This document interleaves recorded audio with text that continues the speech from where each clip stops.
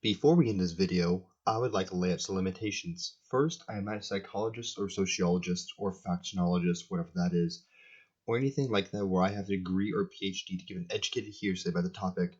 I'm just a nerd who loves to play video games, and these are some of the observations I have made about the Enclave within Fallout 3. Secondly, I'm limiting the scope of this video to Fallout 3's depiction of the Enclave, because I think we can all unanimously agree that in Fallout 2 and 76, the Enclave were kind of assholes.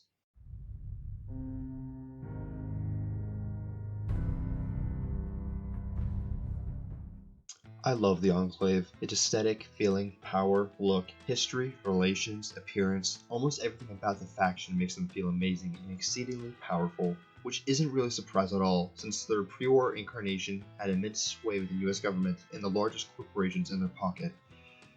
Nuka-Cola, Voltec, Poseidon Energy, Robco, Westtech, Mass Fusion, Big MT, etc.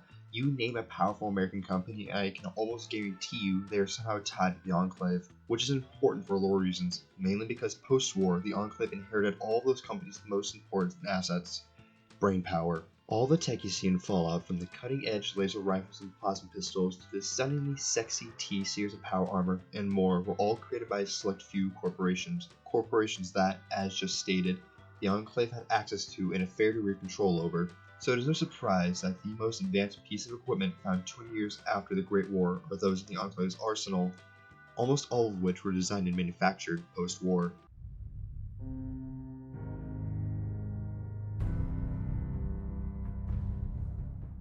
So for those of you who have not played Fallout 3, the main storyline goes like this. You, as a young Vault Dweller, are forced to escape from Vault 101 into the Great Wastes, also known as the capital Wasteland, after your dad, voiced by Liam Neeson by the way, had just done the same hours prior, causing a Vault-wide panic and lockdown order by the Overseer. You begin tracking your father, exploring the ruins of America's capital and fighting grotesque monsters along the way, until you find him trapped in a VR simulation within Vault 112. Upon freeing him, he tells you about Project Purity, a project to purify the Potomac River and make it drinkable again, all housed within the Jefferson Memorial. So he brings you there and gives you a small list of tasks to do, but right as you're about to clear a blocked pipe, the Enclave attacks. So you make your escape again, but this time with his staff after he sacrificed himself to stall the Enclave.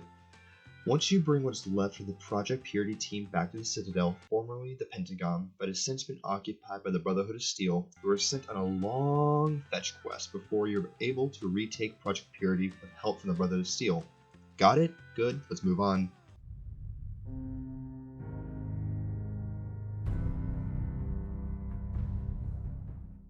Many players who have a negative view of the Enclave often only look at the moral perspective and do not take into account the world in which we find the Enclave between 2066 and 2277. To set the scene for this 211-year time frame, this is what was happening around the time the Enclave was formed and just before the Great War. The largest war since World War II is occurring on American soil, the Sino-American War, so everything across the nation was going towards the war effort. Trillions of dollars, mind-boggling amounts of resources, nearly the nation's entire industrial capacity, all the scientific potential the US had, and millions of soldiers were sent to the Anchorage front lines in China for an stunning 11 years.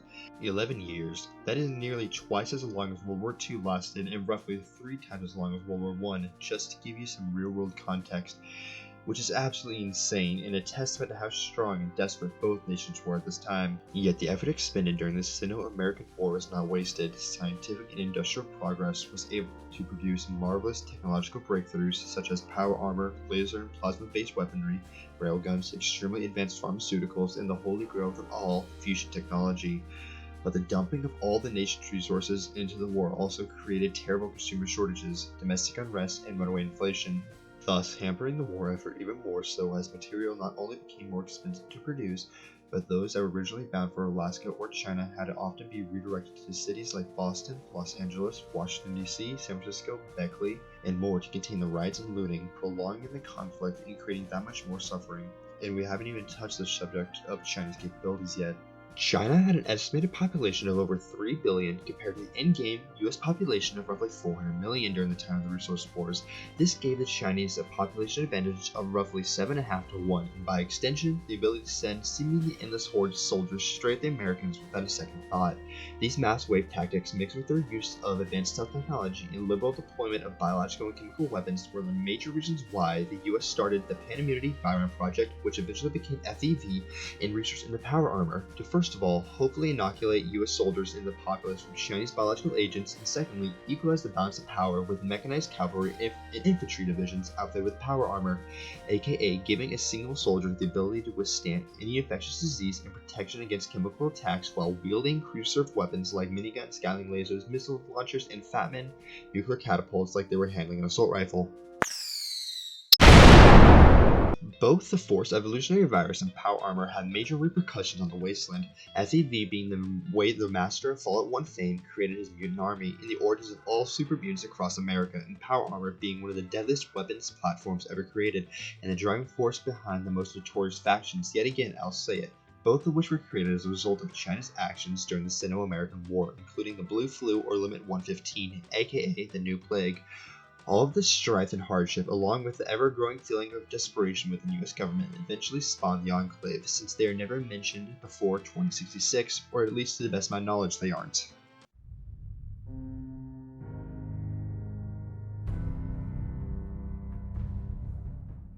So now let's jump to roughly autumn of 2077, where the end of the war finally seems to be in sight.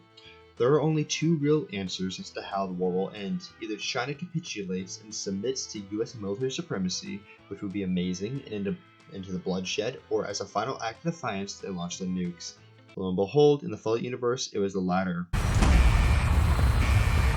that's it, send it down! Almost there. We're gonna be okay.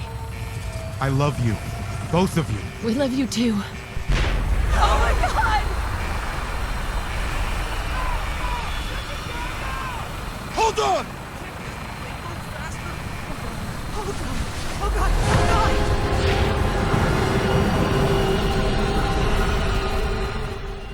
Resulting in the Great War, a 2-hour-long global nuclear conflict where any and all nations that possessed the bomb used theirs, utterly annihilating nearly every city across the globe and leaving Earth almost lifeless. Luckily or unluckily, depending on your perspective, the Enclave had prepared for such a scenario, preserving themselves, higher-ranking US officials, and a few of the major US corporate higher-ups on the oil rig or in the many secret bunkers spread throughout America and presumably annexed Canada, thus keeping Enclave personnel safe from the dangers of the post-nuclear waste. Giant rat scorpions, millions of feral ghouls, deathclaws, mirelurks, centaurs, roving bands of super mutants, floaters, radiation, whatever whack-ass shit the scientists at Big MT cooked up, scorch beasts, geckos, giant ants, stingwings, you get it, the list goes on and on with deadly fucking creatures. And not just that, but what seems like half the remaining human population has regressed to become raiders, chem addicts, or flat-out cannibals, slaughtering entire caravans and communities in the waste simply for money, food, or drugs.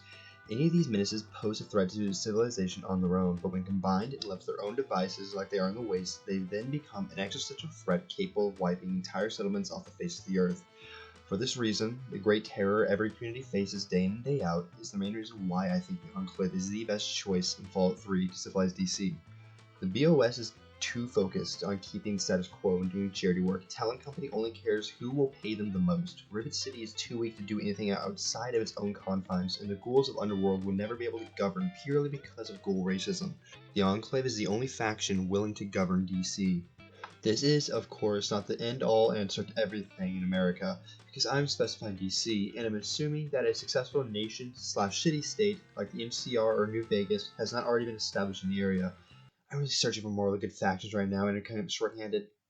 So in a place like the capital Wasteland or the Commonwealth, where anarchy rules and nobody can say they truly are in control of large tracts of territory, a force like the Enclave would be, in my eyes, the best choice. Since they are a strong faction with the ability to reorganize the chaotic and cruel waste into something more civilized, more American. And as we saw in Fallout 3, that is exactly what the Enclave had already begun to do, completing step 1 to rebuilding the good old US of A. So imagine for a moment the lawless wastes, filled with roving bands of raiders and super mutants, deathclaws of feral ghouls, mirelurks stalking the waterways, and massive insects who attack without provocation. all of which regularly do attack homesteads trying to make their way in this cruel world without much resistance except for the minor militias settlements form in a near futile attempt to protect themselves. Now let's introduce a strong military force that is able to sweep everything it comes up against simply from technological advantage alone, protecting said settlements with the big American-made guns in exchange for having a workforce. This is what the Enclave was doing in Fallout 3. They had already begun setting up checkpoints and strategically important crossroads to police trade routes and to cull the rampant mutant and ghoul populations, all of which was done in a relatively short amount of time to bring order where none existed. Now, while I won't speak admirably about their harsher than needed methods, I will say a government system like this is preferable to none at all. However, as a counterpoint, you do have to remember that this was no small task, but a monumental undertaking for such an already thinly spread force. And on top of that, you also have to take into account that you cannot judge the Enclave with our own moral system, but one that has been shaped by the extremely harsh and cruel post-nuclear world, where power and savagery is how order is maintained. This pretty much means that because the Wasteland is harsh, the faction that brings peace may have to be brutal to contend. A great example would be the island hopping campaign of World War II, where the US Navy, Marines, and Army conducted dozens of amphibious assaults against entrenched Japanese positions on islands. In the opening years of the Pacific Theater on Guadalcanal, the Japanese would conduct banzai attacks straight into the American lines with bayonets affixed, practically guaranteeing a savage hand-to-hand battle in American foxholes and throughout the jungle. But eventually, as the war progressed and America won victory after victory, the Japanese resorted to ambushing US forces as they advanced up roads and through the jungles, especially on Iwo Jima and Okinawa. So Americans responded by using flamethrowers to burn the caves and pillboxes out, or outright blowing the shit out of them with self-propelled guns or naval artillery fire. An unimaginable brutality forced upon American soldiers and Marines, but in the end, their actions were justified to thwart fascism. This is how I view the Enclave's action in Fallout 3, just not the fascism part, because we all know there's an unwelcome element of it in there. What I'm talking about is their harsh treatment of Wastelanders and often rash acts against them. That is just the reality they find themselves in, because on occasion, especially so when resources are stretched so thin, the ends do justify the means. Doubly so because the end goal is to create a functional society, rich with water and with cutting technology, out of the previous devastation.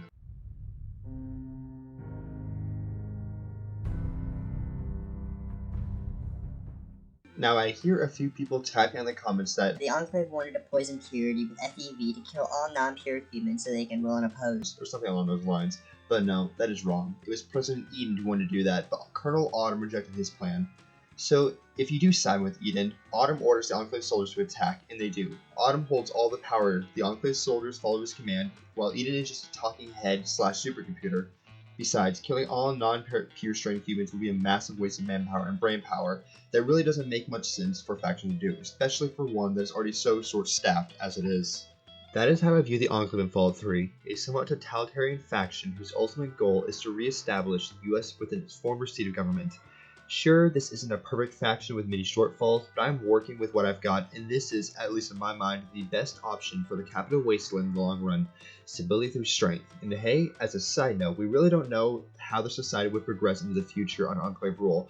It could, for all intents and purposes, stay the same, or it could morph into a semi-capitalistic economy, much like pre-war America, with heavy government influence. Funnily enough, the best example would be pre-war China, with a limited liberal democracy that is still headed by the executive, legislative, and possibly judicial branches, a system where citizens would be able to elect officials or representatives within Congress, thereby returning the Enclave to its pre-war government roots and allowing them to really claim to be a continuation of America. This is just some food for thought before the end cards play. I appreciate everyone for watching this video. Comment down below what you think I got wrong, what I got right, and make sure to like and subscribe. Every little thing helps out a lot.